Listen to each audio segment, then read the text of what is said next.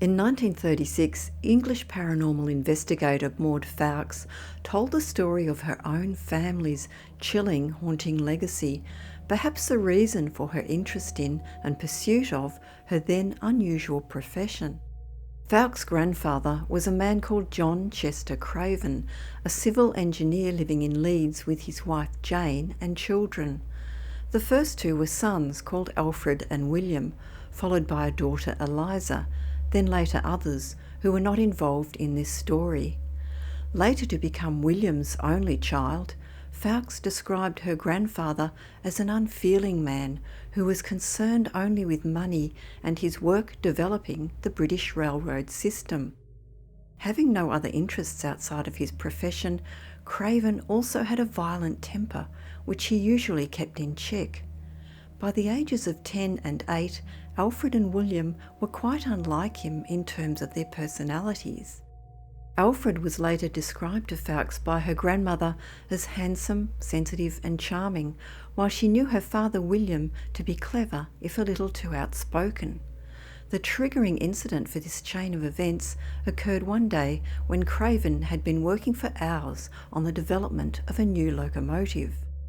While he was away at the construction site, Jane Craven had asked her children to collect paper and kindling to start the living room fire. Seeing papers all over the floor in his father's study, Alfred had assumed them to be discarded and torn them up before realising that they were his father's designs. The terrified child had fled to his mother for protection, and she had promised that she would not allow his father to hurt him. The family waited in dread for Craven's return home, when Alfred admitted his mistake and asked for his father's forgiveness. Jane Craven also begged her husband to forgive the small boy and placed herself between them. She was pushed out of the room and the poor child beaten with a rope in front of his younger brother. Jane later tried for hours to comfort the wounded boy, but the trauma of his father's cruelty was too much to bear.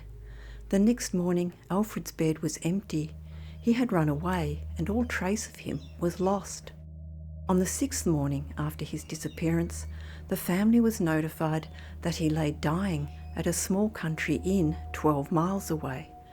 Jane Craven was able to reach the place by evening, only to be told that Alfred had passed away an hour before her arrival.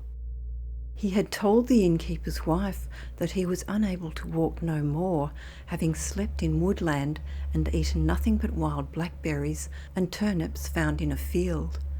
His back covered in welts and nerves destroyed, he was cared for by the kindly innfolk who had bathed and fed him. Finally, he had identified himself and asked to see his mother before slipping into unconsciousness and eternal sleep. His mother was to wear his miniature in a brooch for the rest of her life. As the slow years passed, John Chester Craven achieved professional fame and wealth. He also outlived his second son, William, Ffoulkes' father, who passed unexpectedly at the age of 35. Finally, many years later, Craven himself lay seriously ill, although ever the tyrant who had his whole household still nervously following his designated routine. Ffoulkes, by now 17, had been allowed to visit her grandfather one last time in view of his impending demise.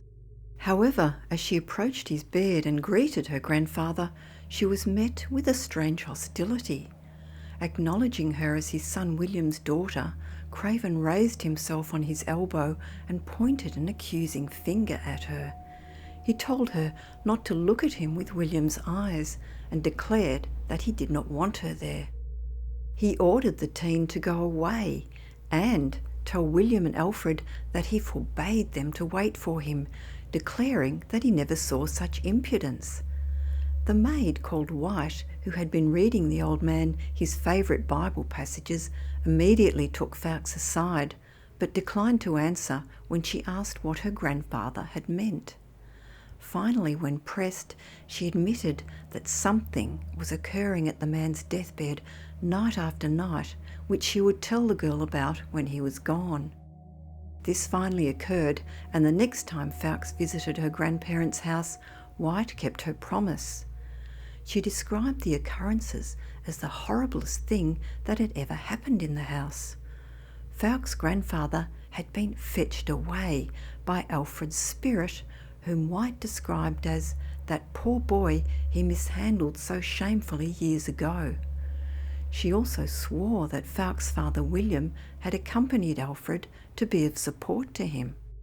White recounted that 3 months ago, every evening towards 8 o'clock, Craven had become fidgety and asked if his wife was in the bedchamber dressing room, claiming to hear someone moving around. Every night accordingly, White would reassure him that all the ladies were downstairs in the morning room. Craven would insist that there were 2 people in the dressing room. One night when White came upstairs, she found him yelling and with the dressing room door standing wide open. He shouted to her that Alfred and William were waiting for him. They had come to his bedside, and Alfred asked him if he remembered beating him, while William asked if he knew he had acted dishonestly to his widow and child, who was Ffoulkes. Craven had always denied any responsibility for these accusations and told White to lock the door and read to him from the Bible. At that point, his wife walked in and he declared to her that he had just seen Alfred and William and that both of them were saying that he had to go with them. Jane Craven was obviously well aware that these apparitions had been occurring and told White that this was not to be mentioned downstairs. However, she whispered to her, "I wonder if it is the justice of God." The visitations seemed to continue night after night. Even sleeping draughts did not help pacify Craven, who constantly declared that his sons were waiting to take him away. He continued to decline until one night the doctor said that he was sinking fast. The family sat around him while he became very restless and did not seem to recognise anyone. At around 1 in the morning, when everything was silent, the group was startled by a loud cry under the windows. It sounded like a shouted "hello" ending in a scream. Dismissing the ruckus as cats, owls or a drunk, the women were then shocked to hear another cry and then another, which White described as louder and more ghastly than ever. Jane Craven asked her to look out the dressing room window and frighten the cats away. White went into the dressing room and looked down to the street below. She told Ffoulkes if she had known what she would see, wild horses could not have dragged her to that window. There were 2 figures below, one whom she recognised as Ffoulkes' father, Mr. William as she called him, and the other a little boy. The boy was the exact likeness of the child in Jane Craven's brooch, a quiet little fellow, all eyes, who looked as if he had been crying. Both figures were staring up at the house, and the boy was carrying what seemed to be a skipping rope. The terrified maid was unable to describe what she had seen below, but felt her mistress knew. Staring at White, Jane Craven approached the bed as her husband drew his last breath. In recounting this story to Ffoulkes, White swore that she had seen Alfred and William as clearly as she was seeing her. She wondered why the brothers had been allowed to return and plague their father when he had been such a devout man.